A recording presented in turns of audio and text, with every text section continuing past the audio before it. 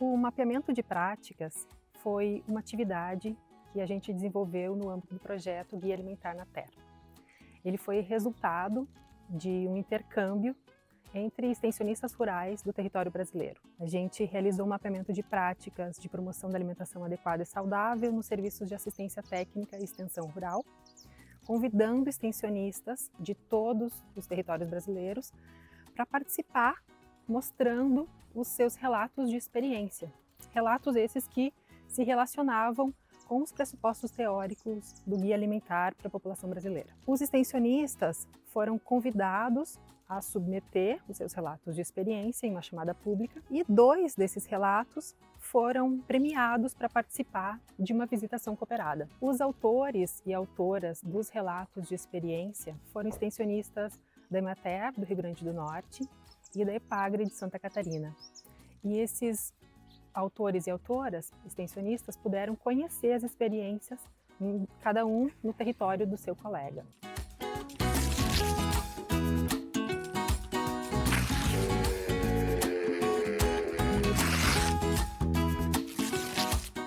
Coincidentemente, no Dia Mundial da Alimentação, recebemos representantes do projeto, doutora Nádia Rosana, da Unipampa, a nutricionista Cristiana, do Ministério da Saúde, e o engenheiro agrônomo Simon, da EPAG. Recebemos a visita da equipe para conhecer a realidade das comunidades indígenas. As visitas incluíram rodas de conversa com indígenas participantes do PAA, visitas à unidade de produção familiar com foco em alimentos saudáveis e discussões sobre gestão participativa com líderes comunitários.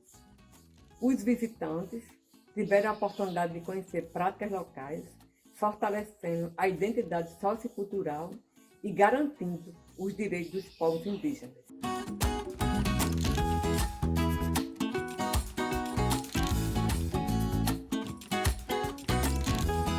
Como são experiências bem distantes geograficamente uma da outra, né? Santa Catarina e Rio Grande do Norte, com apoio então do pessoal da Unipampa no Rio Grande do Sul, o pessoal de Brasília, né, do Ministério da Saúde, eu acho que isso é realmente muito interessante e agrega muito na experiência do extensionista rural, né? Porque a gente está muito acostumado com a lida do nosso estado, né? O que a gente encontra aqui, os nossos agricultores, com a nossa estrutura, com as nossas produções, as dificuldades que tem aqui, né? E quando a gente vai conhecer uma outra realidade, a gente vê que tem diferenças, né? E, por exemplo, né, algo que a gente viu lá, as comunidades indígenas, né? A importância do PAA, essas comunidades, né, quando eles tiveram uma dificuldade, né, em relação à demarcação de terras deles.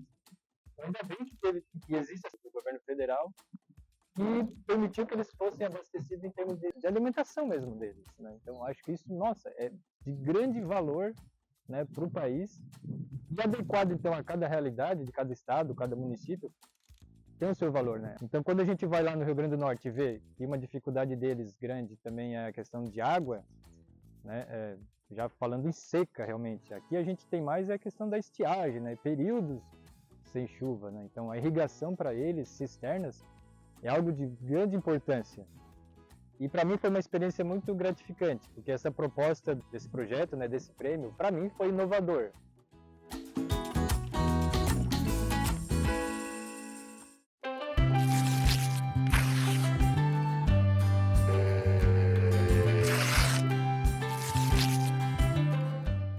Ficamos felizes porque a Emater e a Epagre conquistaram o primeiro e o segundo lugar. Foi a vez da equipe da Emater-RN fazer a visita cooperada em Santa Catarina. A experiência foi enriquecedora, mostrando que a colaboração entre os estados é impactante. No ponto foi gratificante submeter nosso relato de experiência para o mapeamento de práticas de alimentar na ATE e ter sido contemplado, né, com a visita cooperada, né? Podemos vivenciar momentos fantásticos na troca de experiência, momentos enriquecedores para a nossa atuação enquanto extensionista rural. Esse trabalho é um trabalho de muitos anos, né? A gente não entende muito o porquê das coisas, depois a gente começa a enxergar, pô, mas tudo começou meio bem junto, né? Mas são movimentos que acontecem na sociedade, né, e na ciência, que elas vão se aproximando. E a gente, uma estratégia nossa não é só capacitar técnicos, é juntar técnicos e agricultores na mesma sala para falar a mesma linguagem, estudar e poder ter um conhecimento livre, né? Poder definir a sua vida. E a gente já, como nós atua nesse setor, e conhece pessoal de vários estados, né? Mas a gente está sempre em contato, sempre junto, né?